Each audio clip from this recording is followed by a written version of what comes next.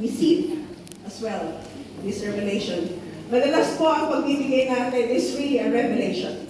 Amen? A revelation meaning to say that Jesus really set it on a high bar.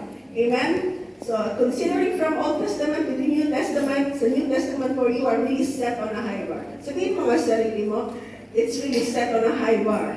It's really When it set on comes to high bar. giving to our finances. Amen? Bakit nga ba? Because we were asked in the Great Commission, sabi sa word, diba? And he said to them, go into all the world and preach the gospel to all nations. If you are going to rely only on tithes, I don't think it's not going to be enough. Because tithes in the Old Testament is actually to maintain the four corners of the church or the building itself. But we, as in the New Testament, mga kapatid, we are asked to go into all the world and preach the gospel to all nations. So that means it's beyond life. It's beyond because it's generosity. Your generosity in the New Testament is not countable. It's immeasurable because you have a God who is a giver and He gives immeasurably. He even gave His Son for you. Amen? So pag pinili natin mga kapatid, like what we have right now, this is actually a testimony, as much as we do have a lot of testimony in how we have given, amen. But then, Life in Christ, Christian Church, Global Mission, Society, and Incorporated, amen. Hallelujah. This is a missionary church, and we are going into all the world, amen. Amen. This is a testimony. What we have right now is a testimony of what you have. What God has revealed in you in your giving. Amen. Because I know, honestly, amen, we are giving even beyond. Amen. Hallelujah. Hallelujah. So praise the Lord for that. I thank you for your lives, mga kapatid. We are not only believers because pag nag-believe ka, pwede ka rin hindi sumunod sa nudges and the promptings of the Lord. Amen. But God asked us to be a disciple. Amen? We are asked, or we commit ourselves to be disciples of God. Amen. Hallelujah. Amen. So pag tayo po ay naging disciples, amen. Hallelujah.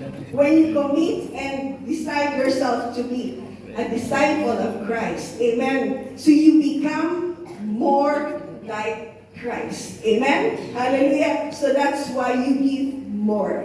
Amen? Hallelujah. Praise God. And yung next na gusto ko nga i-share sa inyo is that when you look at the word always says about giving with a cheerful heart. There's always joy. There's always gladness. Alam mo na po, pagka mahirap mag-exert ng giving kasi it's always received with a heavy heart. Fruitfully. And but the Lord requires us to have a cheerful heart. Cheerful heart in giving. Why? Because only you are led by the Holy Spirit. We have principles that we follow, but it's being led by the presence. Amen. Hallelujah. Praise the Lord. That you get to have a breakthrough in your giving. Ang giving po natin is not just being blessed, but you have to have the breakthrough in His presence as being led by the Holy Spirit. Amen? Hallelujah. So who wants to have breakthrough here? Amen. Amen? Woo! Hallelujah. It's about your sacrificial giving. It's about your obedience in giving. Amen. Hallelujah. At alam niyo naman mga kapatid, as a missionary church, we have Life in Christ here in Hong Kong, Wan Chai, Kowloon, we have Yunlong, we have Chinyi.